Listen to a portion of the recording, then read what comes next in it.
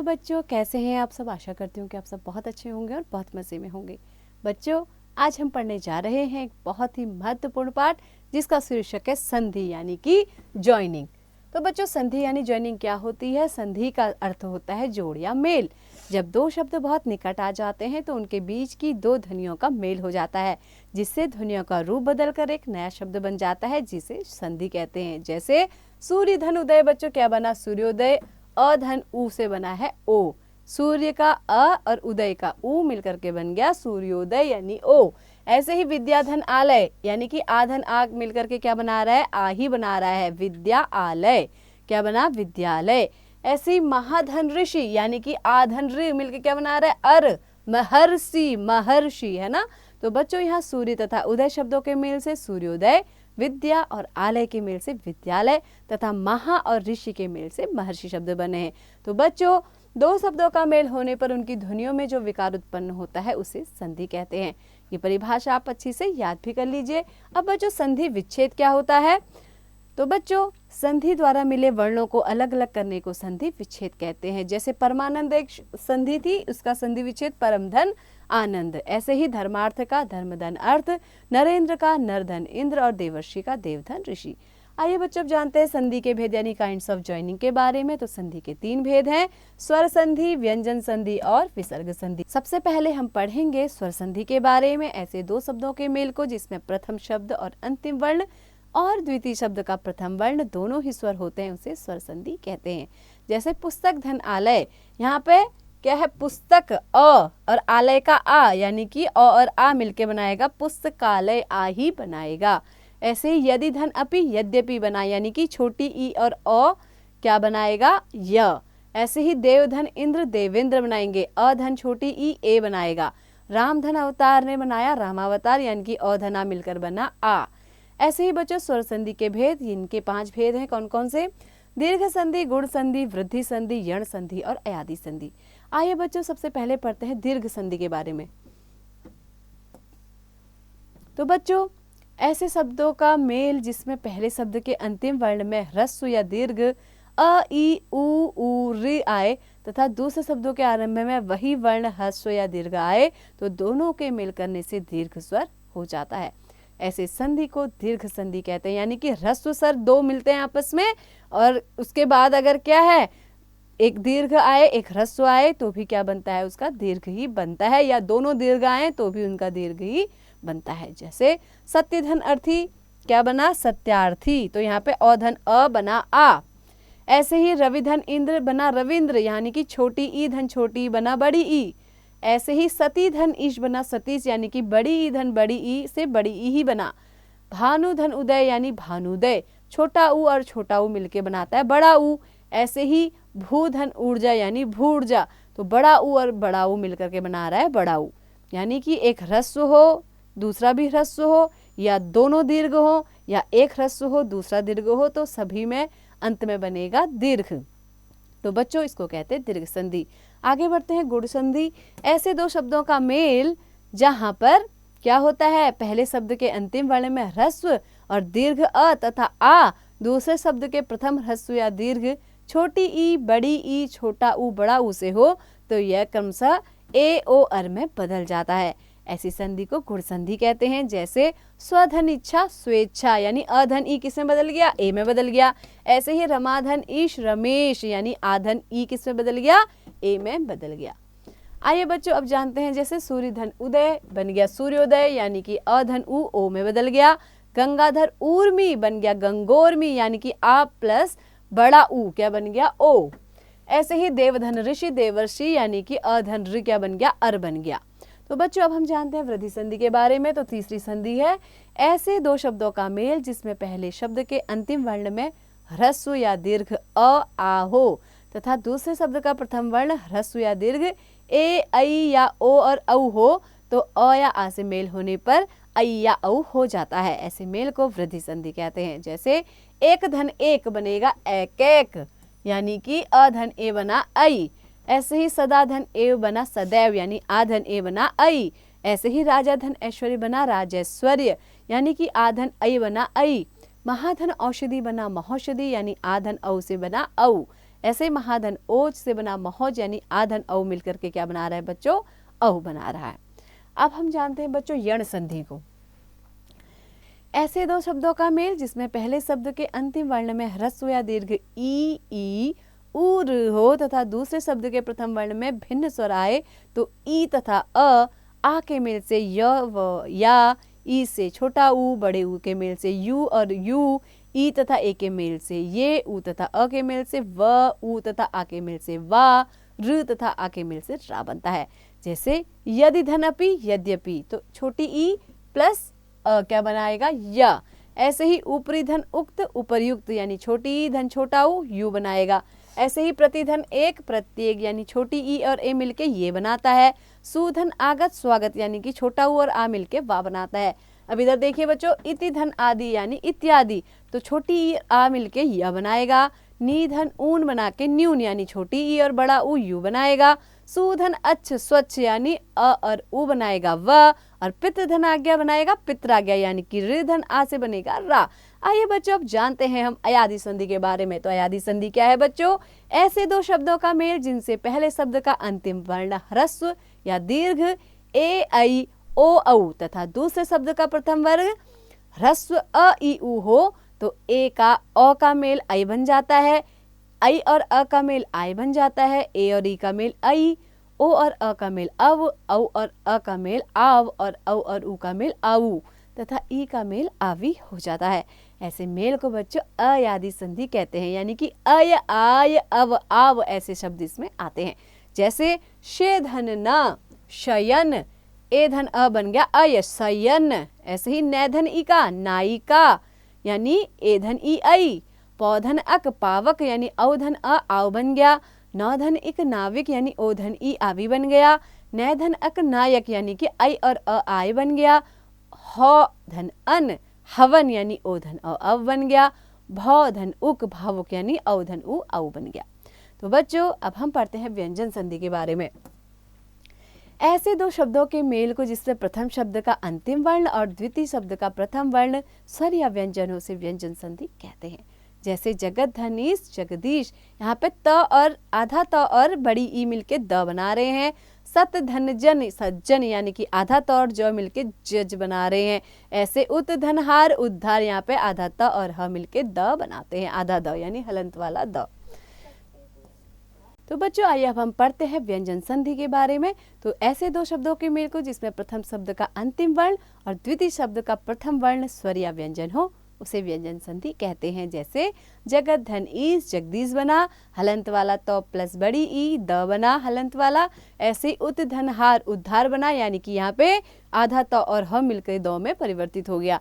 ऐसे ही सत जन जन, इस पे बना सज्जन यानी कि आधा तो और ज मिलके ज में परिवर्तित हो गया है। अब हम पढ़ते हैं व्यंजन संधि के नियम को। तो व्यंजन संधि के नियम क्या है बच्चों, त वर्ण संबंधी संधि नियम।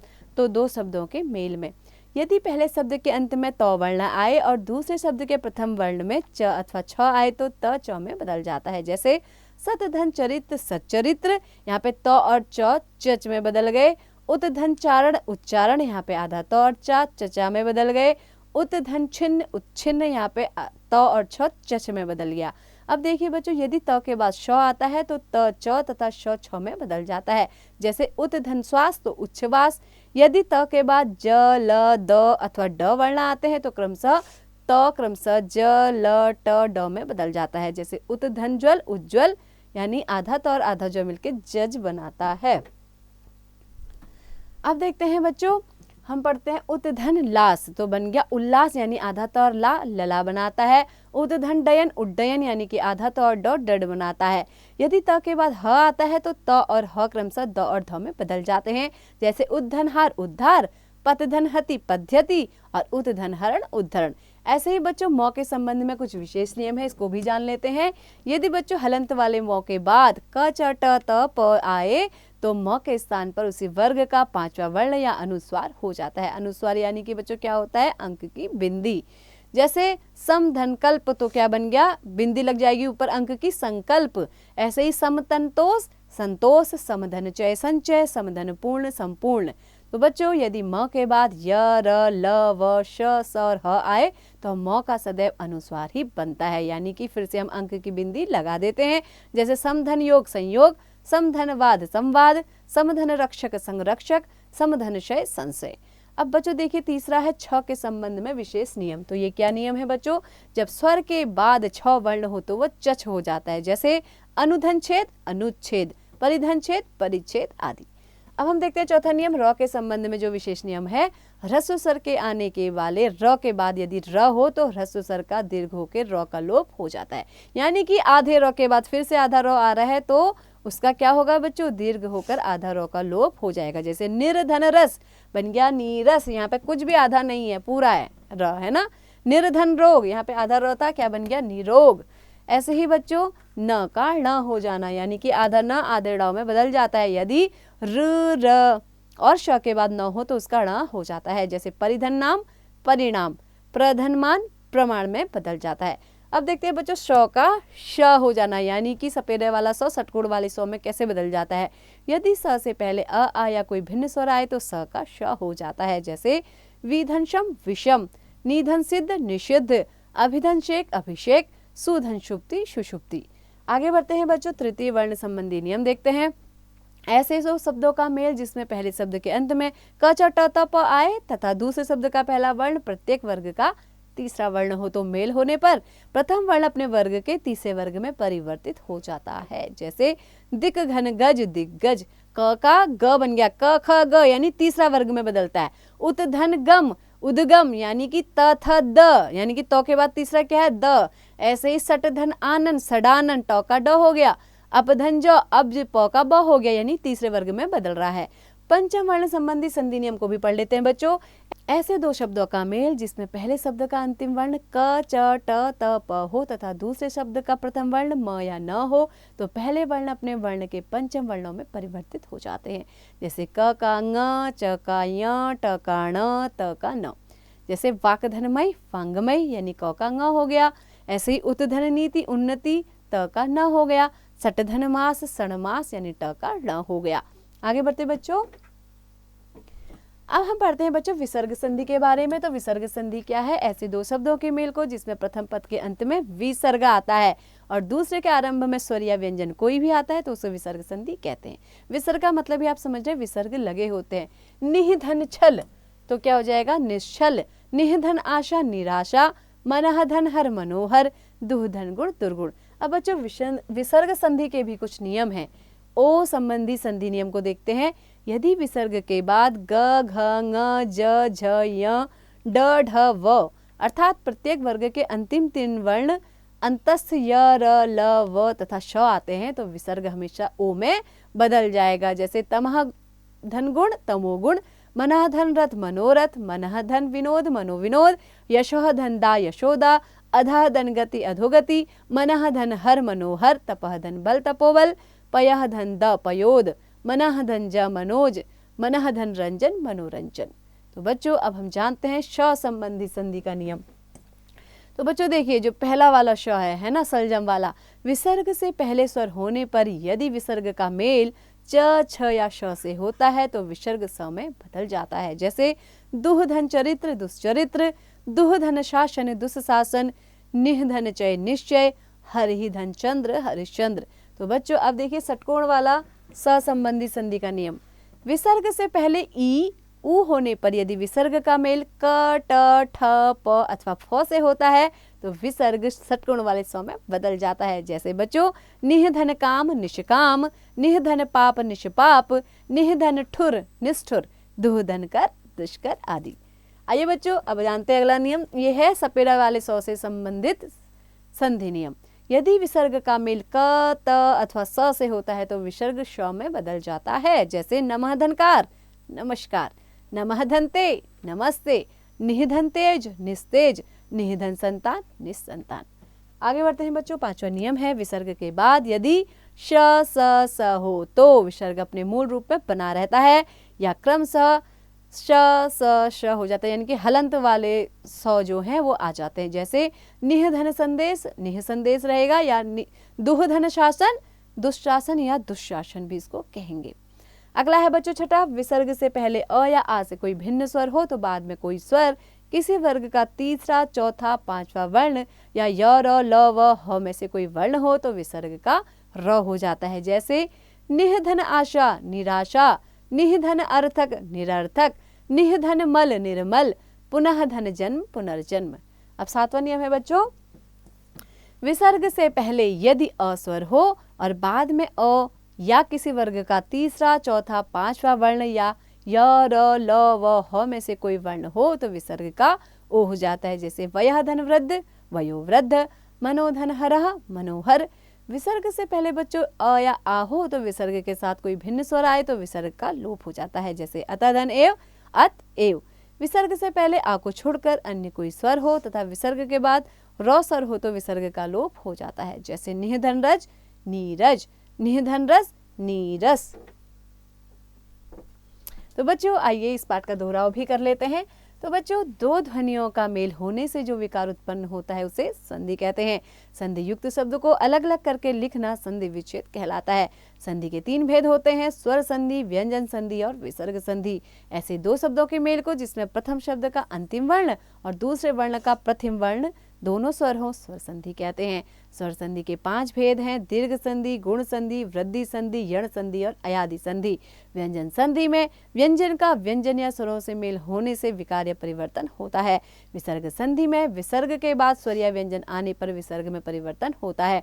प्रत्येक संधि के अपने कुछ निश्चित नियम होते हैं। तो बच्चों आशा करती हूँ कि आपको संधि, इसके प्रकार और इसके नियम अच्छे से समझ में आ गए होंगे। तो बच्चों इसके लिए आपको बार बार प्रयत्न करना पड़ेगा, प्रयास करना पड़ेगा, तभी आप संधि अच्छी से सीख पाएंगे। तो बच्चों आगे बढ़ते रहिए, अभ्यास करते रहिए।